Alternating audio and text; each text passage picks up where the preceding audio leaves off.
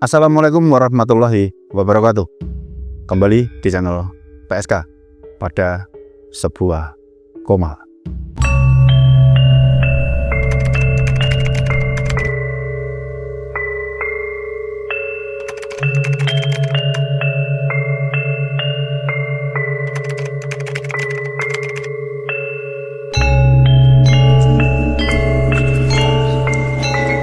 Apa kabar penikmat PSK dimanapun kalian berada?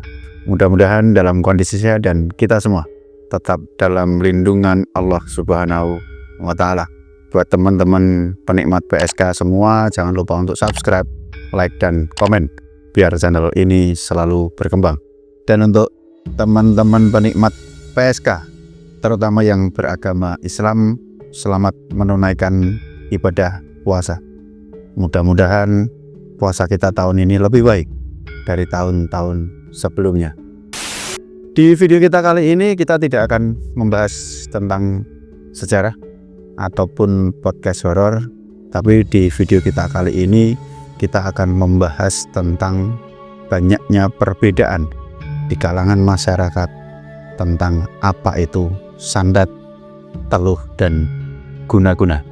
Beberapa hari kemarin saya secara pribadi berziarah ke salah satu tempat di daerah Magelang, Jawa Tengah, dan di sana bertemu dengan beberapa teman-teman yang sedang asik ngobrol. Jadi ketika ziarah ini selesai, kita ngobrol di sebuah warung kopi dan membahas tentang maraknya santet dan guna-guna di tengah masyarakat kita, padahal saat ini kita berada di zaman yang sangat-sangat super canggih. Dan salah satu teman itu merequest, "Bang, kenapa tidak membahas perbedaannya antara sandat, teluh, dan guna-guna?" Jadi di video kita kali ini kita akan membahas sandat, teluh, dan guna-guna versi pada sebuah koma. Sekali lagi, versi pada sebuah koma. Buat teman-teman penikmat PSK yang nanti sedikit agak berbeda pandangan dengan kami, nanti kita bisa sharing bersama di kolom komentar.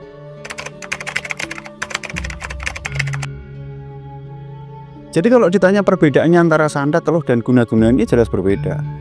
Dari bahasanya saja sudah berbeda. Santet misalnya, kita bahas santet. Ini kata santet ini begitu familiar di tengah masyarakat kita. Jadi ketika ada orang sakit, ada orang apa, orang biasanya terus berpikiran kek kena santet, kek kena santet. Ini yang sebenarnya memang masyarakat itu butuh banyak edukasi tentang permasalahan santet ini. Sedangkan santet kalau di dalam KBBI itu artinya cuma sihir. Itu tok artinya. Padahal menurut kami, sekali lagi menurut kami, tim pada sebuah koma itu, santet itu ya ilmu hitam. Ilmu hitam untuk mencelakakan seseorang. Jadi kalau ada orang itu ngirim santet, berarti yang disantet itu tujuannya sakit dan atau meninggal dunia. Padahal menurut kami, sekali lagi menurut kami, santet ini mengirim sesuatu ke orang lain untuk mencelakakan seseorang ini, yang dikirim adalah benda mati. Kita ambil contoh misalnya, sapu ijuk, kemudian paku, ada lagi kawat, ada lagi silet. Jadi yang dikirimkan ke tubuh seseorang ini benda-benda mati. Berbeda dengan teluh. Kalau teluh dalam bahasa yang lain di beberapa daerah ini ada yang menyebutnya dengan tenung. Kalau dalam KBBI, teluh ini artinya ilmu hitam. Jadi sama sebetulnya antara santet dan teluh. Ini sama-sama jalur kiri. Orang yang menggunakan ilmu-ilmu hitam untuk mencelakai seseorang. Perbedaannya dengan santet tadi, kalau santet itu yang dikirim adalah benda mati seperti paku, silet, kemudian kawat, sapu ijuk, dan sebagainya. Kalau teluh ini yang dikirimkan adalah benda hidup. Kita ambil contoh misalnya belatung, kemudian kelabang. Ada lagi beberapa kasus itu malah ubur-ubur. Jadi kalau teman-teman penikmat PSK belum nonton gara-gara teluh itu 3 bulan aku bisu, itu Guzin 3 bulan bisu karena kena teluh ubur-ubur. Kemudian kalau teman-teman juga belum nonton bagaimana Pak Dul nyopir dengan berat mobil itu 20 ton. Waktu itu sempat guling, di rumahnya itu sempat ada banyak sekali belatung. Kemudian kalau contoh santet itu yang pernah jadi narasumber kita, ada Mas Aceng, seorang driver yang dari Tangerang sampai ke kota Semarang itu ternyata isinya ada sapu ijuk. Nah, ini perbedaan-perbedaan ini yang memang masyarakat perlu kita beri edukasi sebanyak mungkin. Jadi kalau ditanya teluh dan santet itu mana yang lebih baik, ya tidak ada. Karena dua-duanya tujuannya sama, yaitu mencelakai orang lain. Dan kalau ada orang yang berbicara misalnya teluh dan santet ini tidak bisa dijelaskan secara ilmiah, ini salah. Karena ketika ada orang mutah kemudian yang keluar ini tidak cuma darah tetapi disertai dengan belatung, ini memang harus bisa. Ini memang bisa untuk dijadikan sebuah penelitian lebih lanjut. Contoh hasil ronsen, mana mungkin ada paku di dalam perut seseorang kalau itu bukan karena santet. Kemudian yang ketiga ada guna-guna. Dalam Kamus Besar Bahasa Indonesia, guna-guna itu artinya cuman jambi-jambi atau mantra. Padahal mantra ini dapat diartikan adalah sebuah kata atau kalimat yang mengandung kekuatan gaib yang penuh dengan spiritual. Jadi kalau dikatakan ini jalur hitam atau putih, tergantung yang membacakan mantra itu sendiri. Karena kalau dalam arti KBBI mengatakan bahwasanya kata atau kalimat yang mengandung kekuatan doa spiritual, gaib, ini tidak hanya jalur hitam. Karena jalur putih pun melakukan hal yang sama. Tujuannya yang membedakan. Tetapi memang kembali lagi, biasanya guna-guna ini antara manusia dengan jin ini bekerja sama untuk tujuan tertentu. Kita ambil contoh yang paling sederhana saja di masyarakat kita. Ketika ada bayi itu sering sekali menangis, hal pertama yang orang tua itu lakukan adalah membacakan doa-doa. Kita tidak membahas agama, kita general saja semua agama.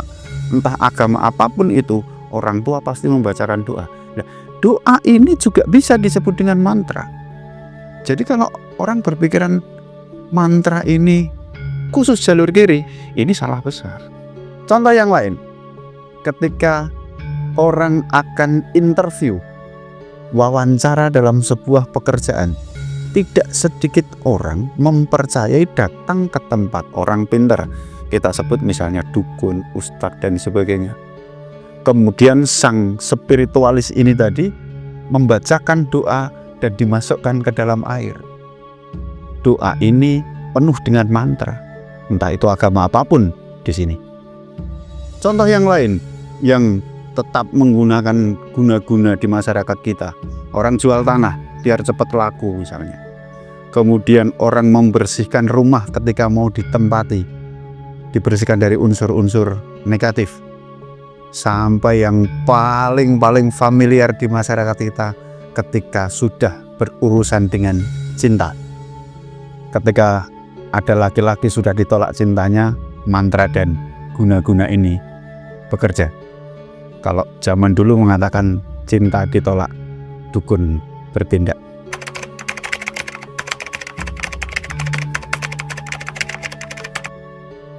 Ya, sampai kapanpun santet teluh guna-guna ini akan selalu ada. Karena bagi kami yang beragama muslim ini memang harus meyakini bahwasanya sihir itu ada. Di dalam Al-Quran pun dijelaskan bahwasanya sihir itu ada.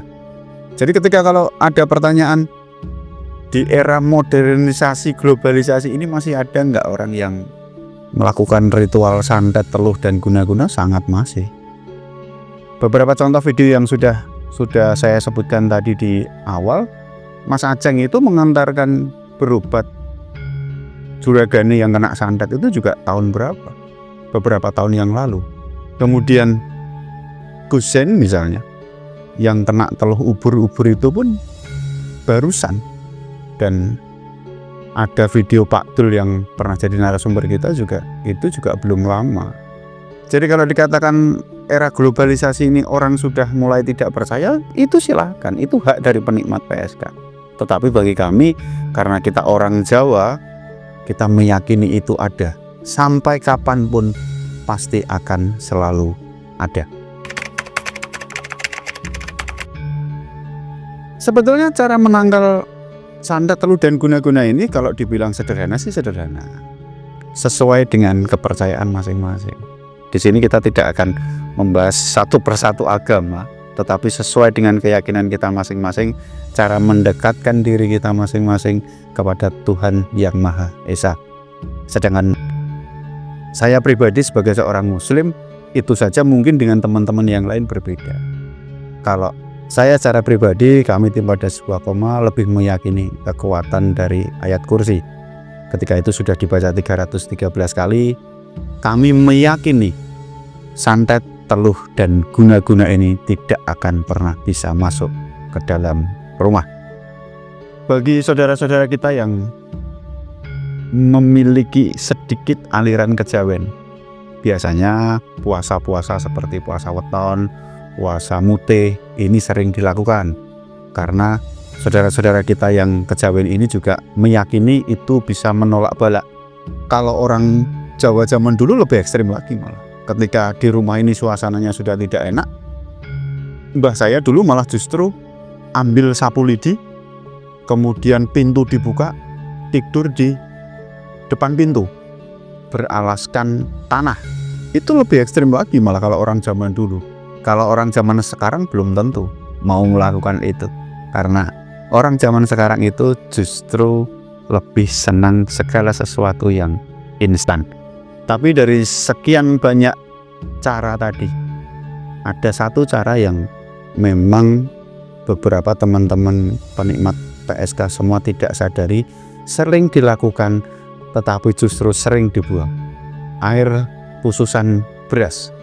Air ini mengandung kekuatan spiritual yang luar biasa. Jadi ketika istri ibu kita mau masak, biasanya beras ini akan dicuci. Jadi beras ini dicuci, diremas-remas.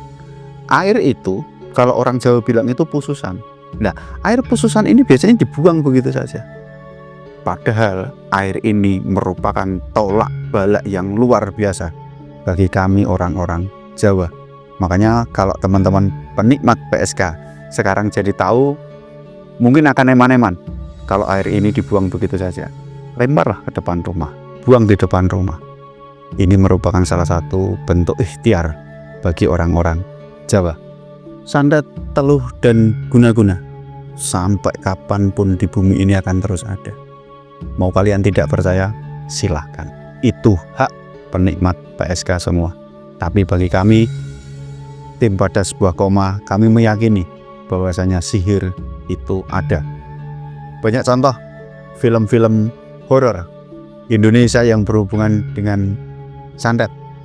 Kita ambil contoh misalnya teluh darah, kemudian guna-guna istri muda, racun sangga, sampai yang paling fenomenal akhir-akhir ini adalah santet segoro pitu.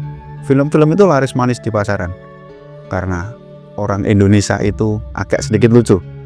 Kalau berurusan dengan astral, mereka takut, tetapi mereka juga penasaran. Itu teman-teman sedikit pembahasan kita tentang perbedaan santet, teluh, dan guna-guna versi pada sebuah koma. Mudah-mudahan bermanfaat untuk kita semua. Mengingatkan kita semua jangan lupa berdoa dimanapun kita berada. Jangan ada ketakutan, kuatkan iman, tetap percaya pada Tuhan karena kita hidup berdampingan